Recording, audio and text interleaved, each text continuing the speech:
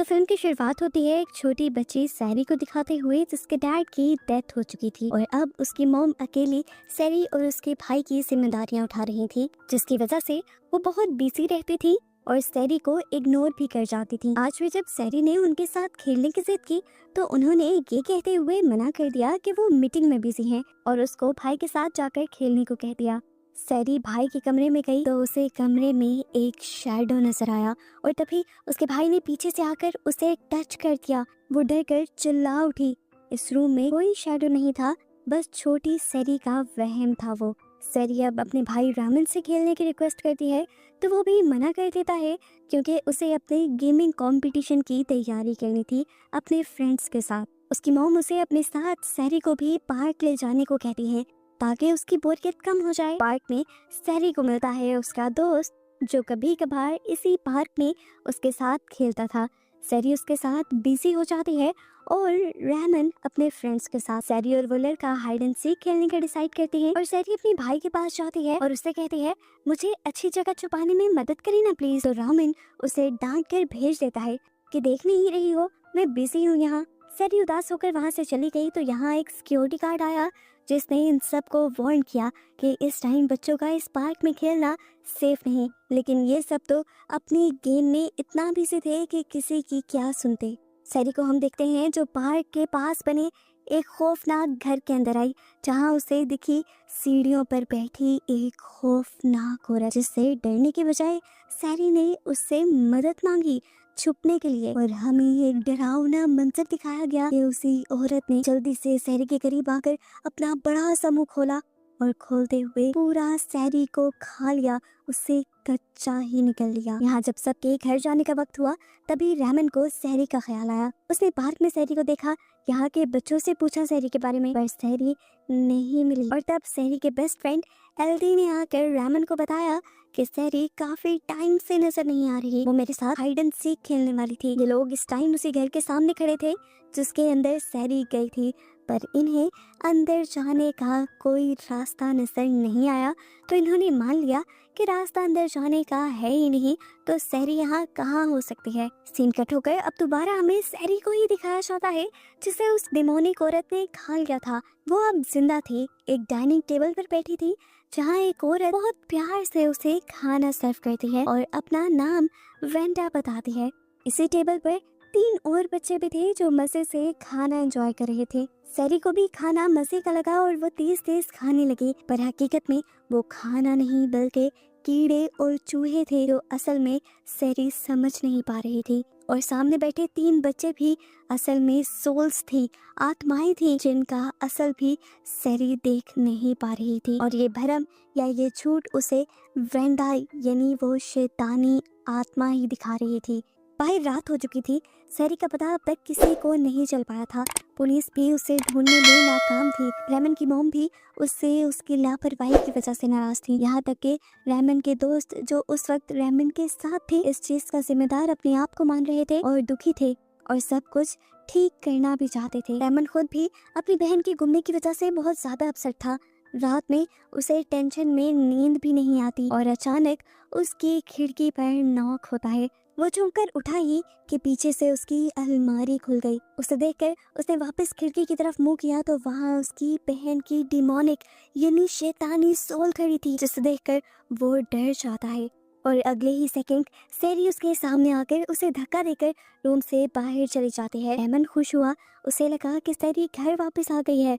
वो बाहर गया तो सैरी घर में भाग रही थी पर उसकी हाथ नहीं आई और तभी सैरी के पाँव उसे टेबल के नीचे नजर आए।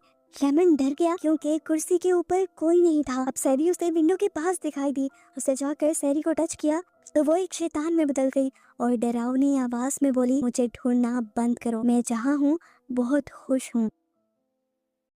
दूसरी तरफ रैमन की फ्रेंड को भी अपने रूम में उसकी मॉम अजीब तरीके से बैठी दिखाई देती है, जो उससे कहते हैं कि जो पार्क वाला घर तुमने देखा है वो खाली नहीं है, उसमें एक शैतानी ताकत है। ये लड़की उनकी बातों को समझ नहीं पाई और तभी उसके घर पे दरवाजा नॉक हुआ। उसने जाकर बाहर देखा तो शौक रह गई कि उसकी मॉम तो उसके डैड के साथ बाहर थी, जो उसके रूम में थी वो कोई और ही एंटिटी थी। अगले दिन क्लास में भी रामन उदास था और उसे गार्ड की वार्निंग याद आई कि शाम में बच्चों का पार्क में रहना ठीक नहीं। वो जब शाम में गायब होने वाले बच्चों के पीछे की रीजन सर्च करता है तो उसे एक डिमोनिक एंटिटी यानी एक शैतानी ताकत के बारे में पता चलता है जो बच्चों को पकड़कर अपनी भूख मिटाती है। कंप्यूटर स्क्रीन पर उस एंटिटी की तस्वीर भी एकदम से हिलती है और डर कर रेमन क्लास में ही चीख मार देता है और क्लास ओवर होने पर ये एंटिटी वाली बात वो अपने दोस्तों को भी बताता है, जिसे उसकी बातों पे यकीन था क्योंकि रात से उन दोनों के साथ भी अजीब डरावने काम हो रहे थे। यहाँ रामन का दोस्त उसे इस एंटिटी के बारे में और भी नॉलेज देता है कि वो एंटिटी उन्हीं बच्चों का शिकार करती है जिनको घर पर प्यार नहीं मिलता और फिर वो उनको माँ का प्यार देती है। ये एंटिटी बच्चों को जान से मारने से पहले उनकी फैमिली को 3 दिन का वक्त देती है। अगर वो बच्चे को ना ढूंढ सके तो बस हमेशा के लिए उसे मारकर उसकी सोल को अपने साथ रखकर वो उसे माँ की तरह पालती है। यानी एक दिन वो साया कर चुके थे और अब 2 दिन उनके पास थे जिसमें सैरी को वो बचाने की उम्मीद रख सकते थे। ये तीनों इसीलिए उस डिमोनिक घर में जाने का फैसला करते हैं। यहाँ सैरी का दोस्त एल्डी अकेले ही सैरी की तलाश में इन लोगों से पहले उस घर में आ चुका था जो घर पार्क के पास था। घर की विंडो से वो देख पाता है कि सैरी वहाँ खाना खा रही थी डीमन के साथ। जैसे ही उस डिमोनिक एंटिटी ने एल्डी को डरावने अंदाज में देखा तो वो घबराकर अपनी जान बचाने के लिए वहां से भाग निकला और बाहर निकलते हुए रामन से टकरा गया। उसने जो देखा वो सब रामन और उसके दोस्तों को बताया। चलो एक बात तो उन्हें पता चली कि सैरी अंदर ही है। सैरी को लेने के लिए वो एल्डी को लेकर उस घर के अंदर जाते हैं और पूछते हैं कि सैरी कहाँ थी।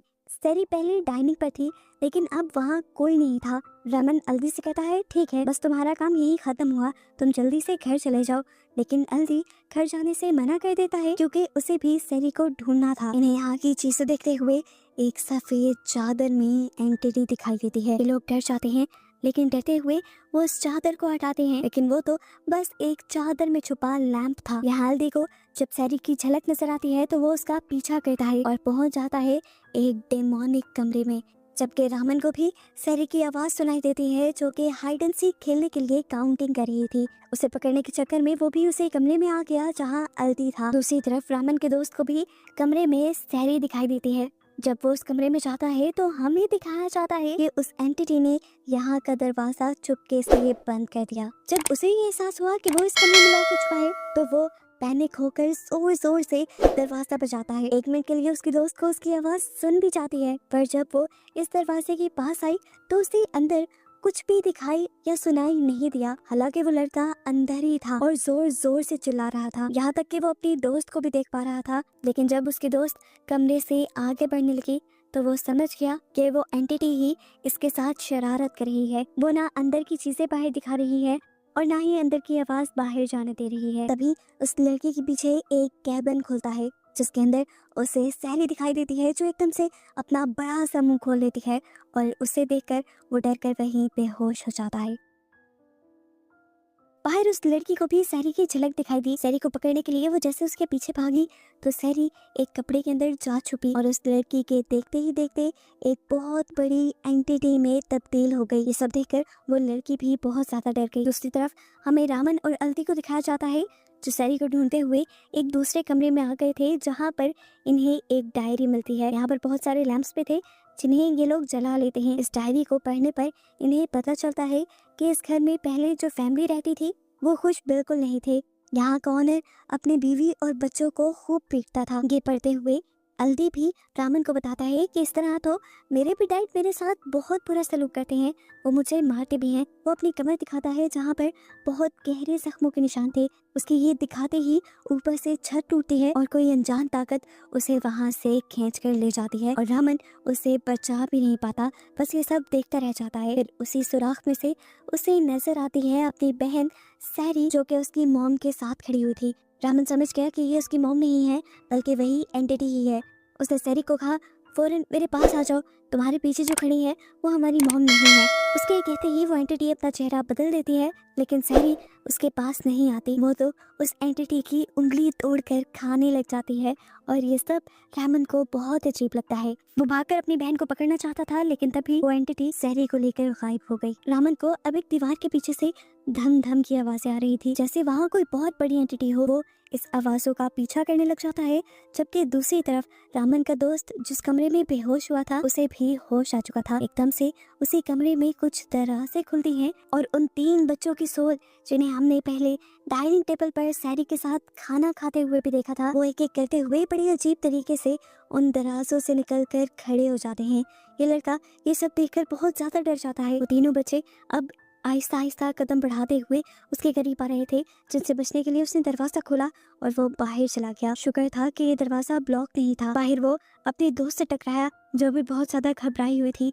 उसके साथ भी जितने डरावने काम हुए थे उसने अपने दोस्त को बताए। उसने ये भी कहा कि बाहर से एक आदमी गुजर रहा था, मैंने उसे मदद के लिए आवाजें भी लगाई, लेकिन वो मेरी आवाजें सुनकर डरकर ही यहाँ से भाग गया। यहाँ रहमान उस धप धप की आवाज का पीछा करते हुए एक अजीब से डरावने कमरे में आ चुका था, जहाँ अब उसके सामने एक बहुत बड़ी शैतानी एंटिटी थी। ये वही एंटिटी थी जिसके बारे में उसने गूगल पे सर्च किया था, कि बिल्कुल तस्वीर जैसी ही लग रही थी, या कह ले कि तस्वीर से भी कहीं ज्यादा भयानक लग रही थी। उसके हाथ में इस टाइम अल्ती था। रहमान चुप के ये सब देख रहा था। वो अपना बड़ा सा मुंह खोलती है और अल्दी को कच्चा ही निकल जाती है। डर के मारे रहमान हिल भी नहीं पाता। वो जैसे ही अगले पल मुंह उठाता है तो वो एंटिटी उसके सामने थी। डरकर वो सीढ़ियों से ही नीचे गिर गया। सीढ़ियों से नीचे गिरते ही उसे उसके दोस्त संभाल लेते हैं और वो दोनों दोस्त उसे इस घर से निकल जाने को कहते हैं। वो रहमान को बताते हैं कि किस तरह उनके साथ यहाँ पर बहुत सी पैरानॉर्मल यानी डरावनी चीजें हुई हैं। रहमान भी उनसे कहता है, हाँ तुम सब ठीक कह रहे हो, क्योंकि मैंने खुद अपनी आंखों से बीवी गोमल नामी एंटिटी को यहाँ देख लिया है, जो बच्चों को खा जाती है, और उसी की वजह से यहाँ पर ये सारी नेगेटिव चीजें हो रही हैं। रहमान उनसे कहता है, बस एक आखिरी मर्तबा हम उस कमरे में जाएंगे जहाँ अल्दी गया था। अगर हमें सारी ना मिली तो हम लोग घर चले जाएंगे। रहमान की बात मानते हुए ये तीनों उस कमरे में तो आते हैं, लेकिन यहाँ पहले तो उन्हें कोई नहीं दिखता। फिर उसे सारी दिख जाती है, जो एकदम से यहाँ चलते हुए गायब भी हो गई। इससे पहले कि ये लोग यहाँ से चले जाते, इन्हें एक काले रंग का कपड़ा हवा में उड़ता दिखाई देता है, जिससे ये लोग बहुत ज़्यादा डर जाते हैं। और फिर वो काले कलर का कपड़ा एक औरत और उसके 3 बच्चों में तब्दील हो जाता है। ये वही औरत थी जिसके साथ सैरी बैठकर खाना खा रही थी। रहमान से पूछा है, आखिर तुम हो कौन और तुम सैरी को छोड़ के नहीं रही? तो ये लड़की अपना नाम वेंडा बताती है और कहती है कि मैं सैरी को किसी को वापस नहीं करूँगी, क्योंकि सैरी को कोई इतना प्यार नहीं करता जितना मैं करती हूँ। यहाँ पर वो सैरी को भी बुला लेती है और उससे पूछती है, क्या तुम घर जाना चाहती हो? तो सैरी ना में जवाब दे देती है। सैरी उससे कहती है, वेंडा बहुत अच्छी है, वो मेरी सारी बातें मानती है, मुझसे खेलती भी है और मुझे अच्छा खाना भी बना कर देती है। रहमान बहुत ज्यादा कंफ्यूज हो गया था। वो अपनी बहन को हर हाल में बचाना चाहता था। वो उसका जाकर हाथ पकड़ने की भी कोशिश करता है, पर पकड़ नहीं पाता।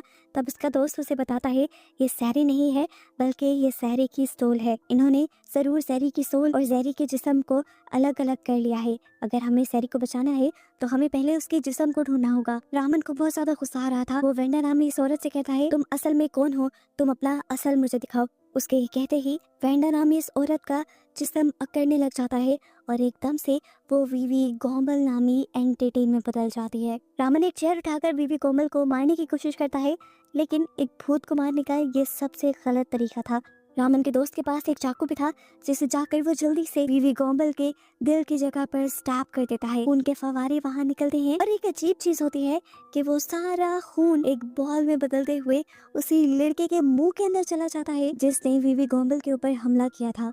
इस खून की वजह से वो लड़का वॉमिट करने लगता है और वॉमिट कर करके बेहोश हो जाता है। यहाँ पर बीवी गोमल अब रहमान का भी गला पकड़ लेती है, उसे दबा देती है और उसे बेहोश कर कर नीचे फेंक देती है। बेहोशी में वो एक अलग ही दुनिया में चला जाता है, पास्ट में चला जाता है, जहाँ पर उसे इस घर की हिस्ट्री पता चलती है। वेंडा नामी जिस औरत की झलक वो बार बार इस घर में देख चुके थे, वो ही इस घर में रहती थी, लेकिन उसका हस्बैंड एक अच्छा इंसान नहीं था। वो वेंडा के प्रेग्नेंट होने पर भी उसे मारता है और कहता है कि ये बच्चा उसका नहीं हो सकता। वेंडा उससे कहती रह जाती है कि तुम्हें मेरा यकीन करना होगा, लेकिन वो आदमी वेंडा को ही मारने लग जाता है और वेंडा को बचाने के लिए उसके यहाँ तीनों बच्चे भी आ जाते हैं और ये बुरा इंसान उसके बच्चों के सामने ही गरम गरम चाय से उसका मुंह जला देता है और फिर घर को छोड़कर चला जाता है।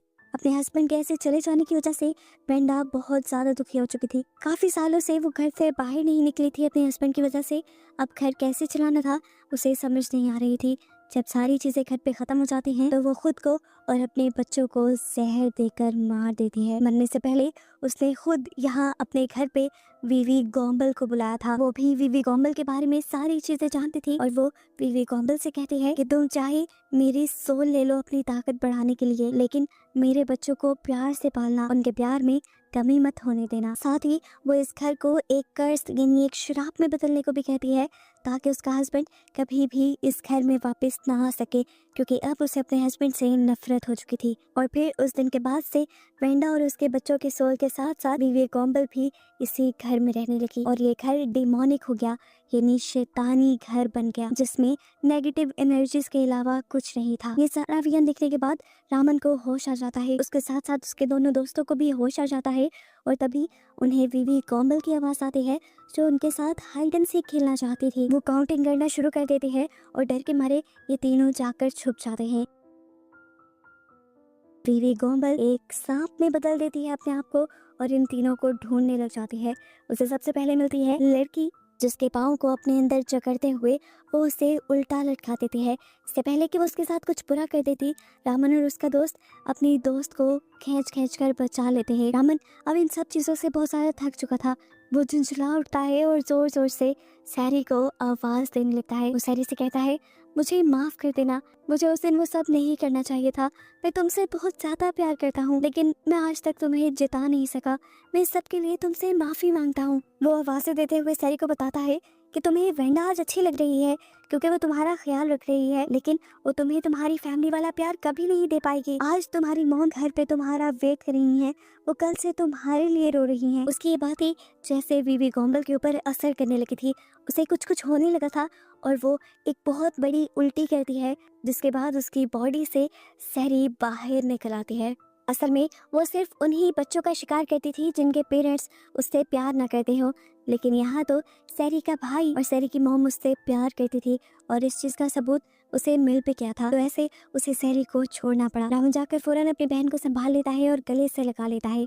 ये लोग ये बात भी समझ गए थे कि इससे पहले इन्होंने जितनी सैरी को देखा था वो सिर्फ वेंडा का दिखाया हुआ एक भ्रम था। अब वीवी गॉम्बल खड़ी होकर ये देखती रहती है कि रामन अपनी बहन से प्यार कर रहा था। यहाँ पर मौजूद सारे लोग भी अब वीवी गॉम्बल से डर नहीं रहे थे और उनकी बहादुरी को देखते हुए वीवी गॉम्बल खुद ही यहाँ से डर कर चली जाती है। अब तक सुबह भी हो चुकी थी। ये देखते हैं कि इस घर से बाहर जाने का सच में कोई रास्ता नहीं था। वीवी गॉम्बल ने ही सारे रास्ते बंद कर दिए थे। तब रामन और उसका दोस्त यहाँ की चीजें उठाते हुए एक दरवाजा तोड़ते हैं और बाहर चले जाते हैं। बाहर पुलिस और सैरी की मॉम पहले से ही मौजूद थी, जो सैरी को देखकर बहुत ज्यादा इमोशनल हो जाती हैं। सैरी को तो ये लोग बचा लाए थे, लेकिन सैरी को बचाने के लिए उसका दोस्त आल्दी जो अंदर गया था उसे बचा कर ये लोग नहीं ला पाए, क्योंकि आल्दी से सच में उसके पेरेंट्स प्यार नहीं करते थे। यहाँ तक कि उसके पेरेंट्स ने तो उसे ढूंढा भी नहीं और अब उसे वीवी गॉम्बल ही पालेगी। मूवी के पोस्ट क्रेडिट सीन में हमें दिखाया जाता है कि सैरी का घर बिल्कुल अब नॉर्मल हो चुका था। उसे उसकी मॉम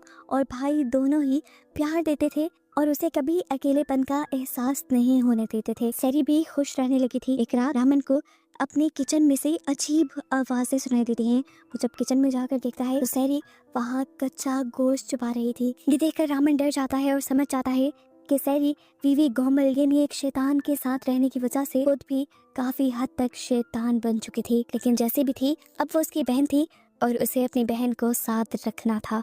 और बस यही सब बताते हुए ये मूवी यहाँ खत्म हो जाती है।